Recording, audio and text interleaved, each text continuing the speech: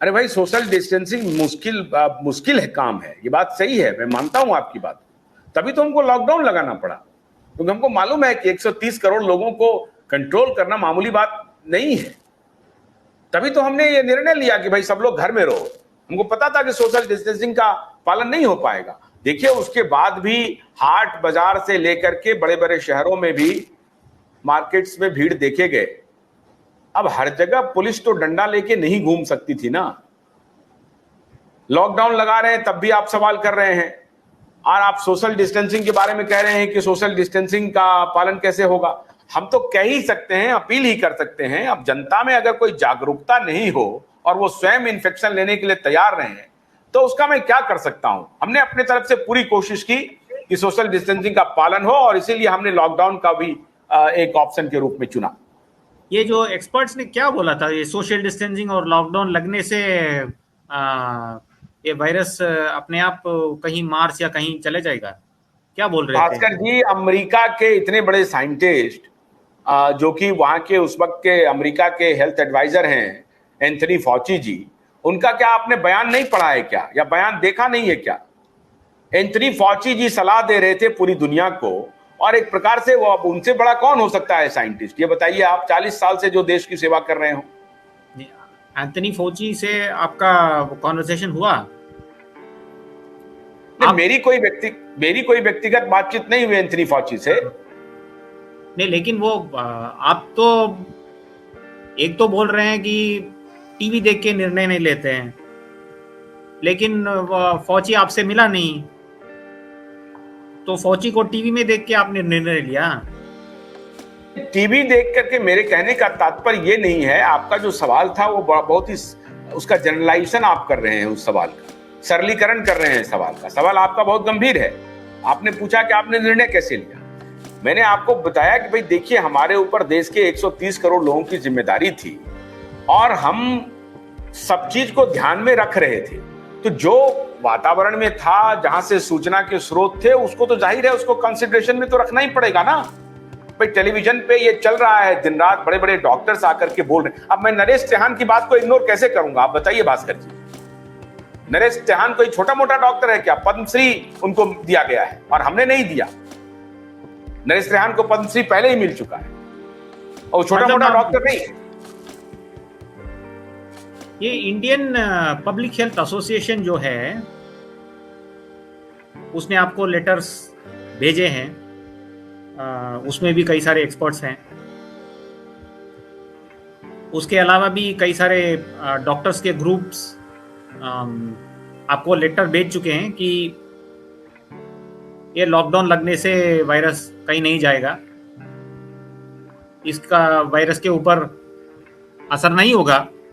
जो लोग वायरस पकड़ना है, जो लोग हॉस्पिटल जाना है, वो जाएंगे ही, और इसके बहुत हानि होंगे, ऐसे लेटर्स लिखे थे। कौन है आईपीएचए? कौन है? मेरे संज्ञान में नहीं है कोई IPHA. Indian public health association जो है, ये कौन है? Indian public health association, is it a government body और is it a private body? क्या है ये? It's a medical body of public health experts. किसका मेडिकल बॉडी है ये? वेबसाइट में देखिए आप, ये हमारे देश का है। नहीं, देखिए, अब इस तरह से अगर हम, एक देश का प्रधानमंत्री इस तरह से निर्णय करने लगे कि कोई एसोसिएशन बने और वो फोन कर दे और वो मेल भेज दे और उसको कंसिडरेशन में करने लगे, तो बहुत मुश्किल होगा देश चलाना। तो अगर आप चाहते हैं तो वहीं आपको बना देता हूं प्रधानमंत्री, आप चलाइए देश को।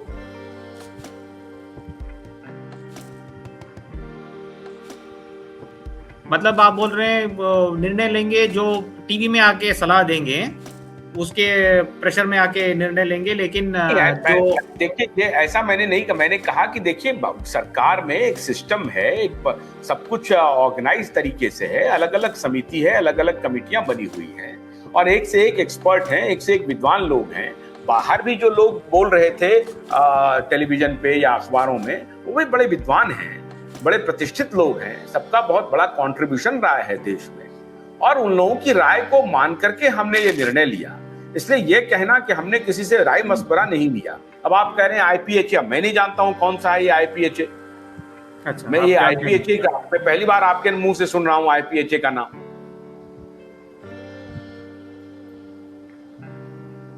मैं मतलब इसकी जानकारी करने की कोशिश करता हूं, अगर कोई आईपीएचए नाम की कोई संस्था एग्जिस्ट करती है और वो क्या, उसमें कौन लोग हैं, कैसे हैं, मैं पता करता हूं। अच्छा, ठीक है। ये सेकेंड वेव से पहले आप तो लैंसेट जर्नल तो जानते ही होंगे। जी, बहुत प्रतिष्ठित। लैंसेट, हाँ, बहुत फेमस जर्नल है। लैंसेट का एक इंडिया का ग्रुप था, इंडिया के कोविड-19 का ग्रुप था।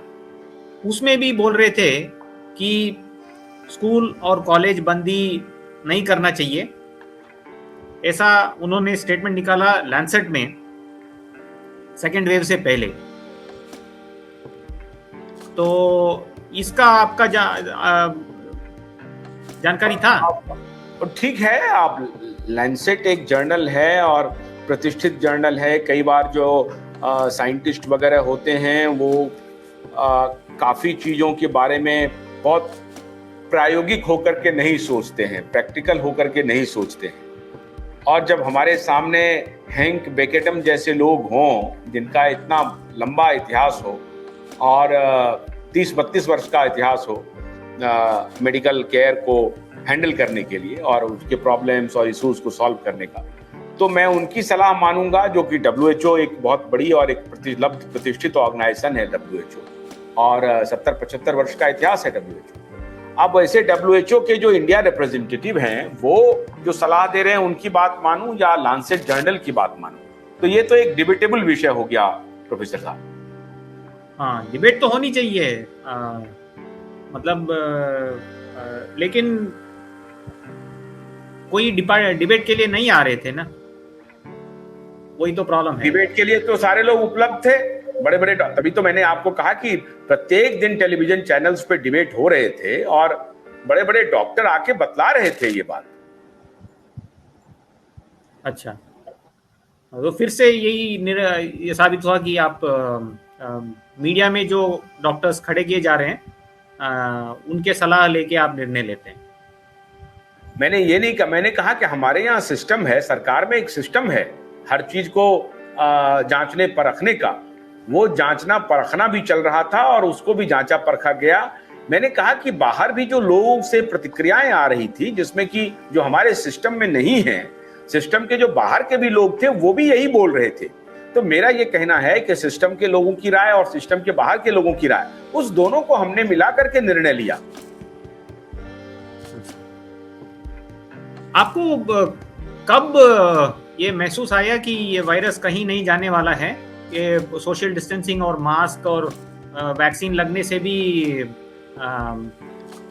कभी कोविड खत्म होने वाला नहीं है। वायरस को पूरा जीरो कोविड की बात हो रही थी, महाराष्ट्र जैसे स्टेट्स में जब तक जीरो कोविड नहीं हो तब तक हमको सावधान रहना पड़ेगा, ऐसा बोला जा रहा था।